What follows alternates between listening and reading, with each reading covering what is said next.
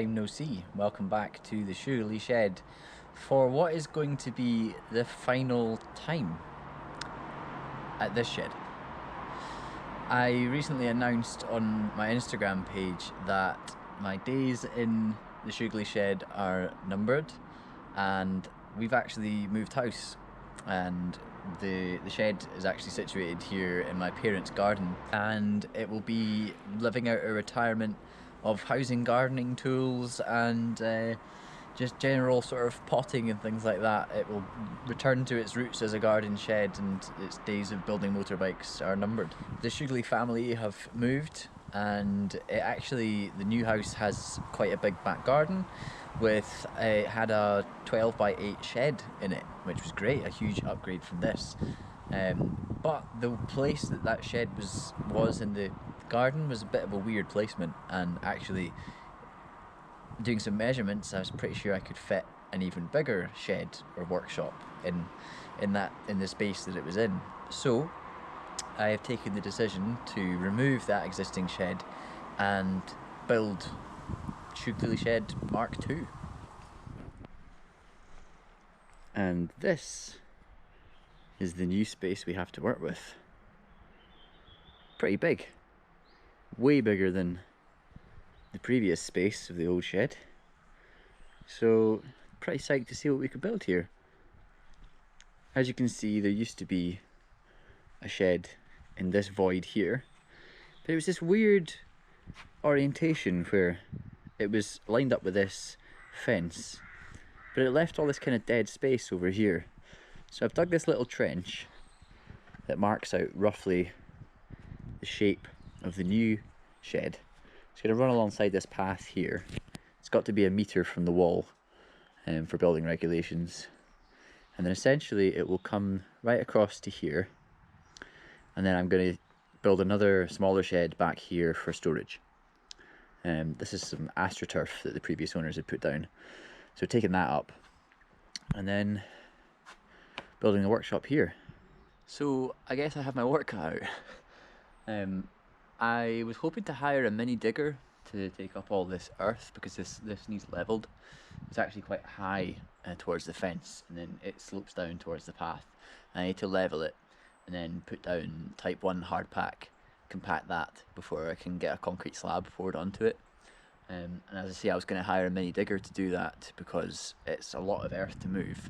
The garden actually slopes off at the back, so I'm hoping to use this earth to level the garden. So, you know, waste not, want not, do some recycling. However, I have tried and failed to hire a digger multiple times now. Companies just not answering emails, or not answering the phone, or answering the phone and saying they'll get back to me, and then no one ever actually getting back to me.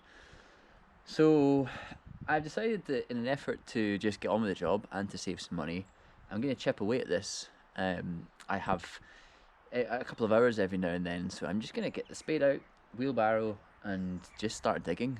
And then hopefully, you know, every great journey starts with one step, so hopefully I can just literally dig away at it, and then we'll get there in the end. And it probably won't take me that long, I hope.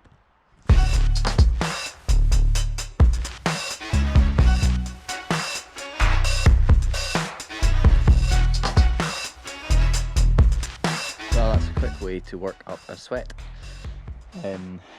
What I've done initially is cut this sort of trench along the side of the slabs here. In the UK, I don't know about elsewhere, but UK standard practice for laying a concrete slab is to dig down for 100 mil of hard pack, which is like sort of rough cut gravel, compacted.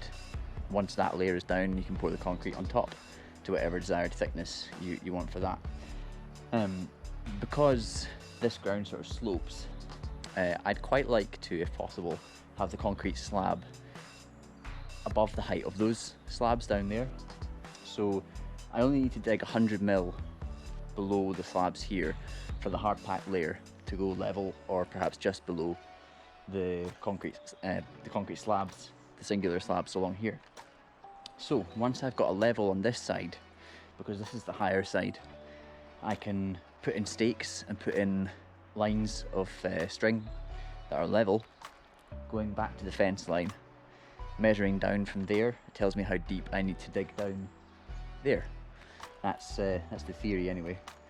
I have a lot of digging ahead of me.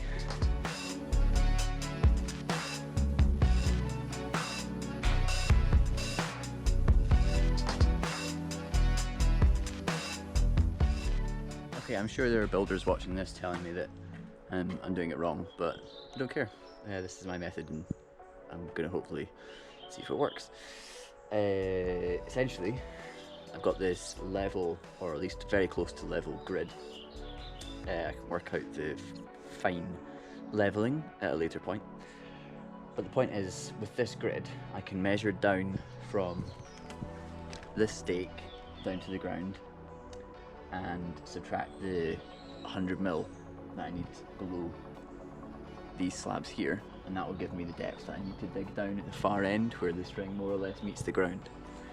So if you can imagine the void between the ground and the string here inverted, that's essentially what I need to dig down on the other side.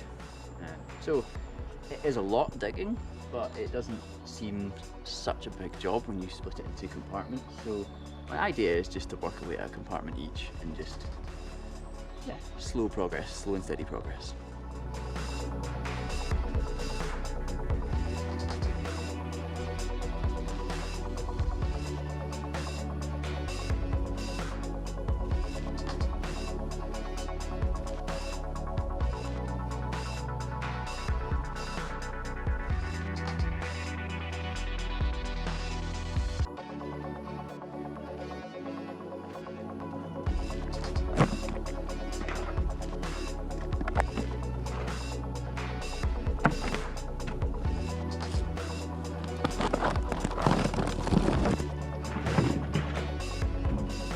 Wow, that is a lot of effort to move a surprising amount of soil. I don't even know, my guess is like I've moved like 3 tons today, perhaps, something like that. It's been at least like 50 barrows, so I don't even know what that would be, but it has been hard work, back-breaking work. I've managed to do, I don't know, what's like 4 square meters, something like that. And I have probably 10 times that to go. But as I said earlier, I'm just going to chip away at this, and Rome wasn't built in a day. So just every time I have an hour or so, just dig a bit more, clear a bit more, and then we'll get there in the end. It is certainly not going to be easy, but nothing that's worth having is easy to get. So I'll see if I'm still feeling that philosophical when I get to the end of this bit. Anyway, this is where I'm going to leave you with regards to the groundwork, and I'm probably going to jump forward to when I've dug all this, because other than montages of me digging, I can't really think about anything exciting to film. So I guess if you're interested in following this new chapter of Shoogly Shed, i.e. Shoogly Shed MKII, make sure you give me a like, leave me a comment, and subscribe to the Shoogly Shed Motors channel. All my previous videos are on there, including the full Suzuki GS500 build and the engine rebuild, as well as the full bike, and there's a couple other videos on a few other subjects as well.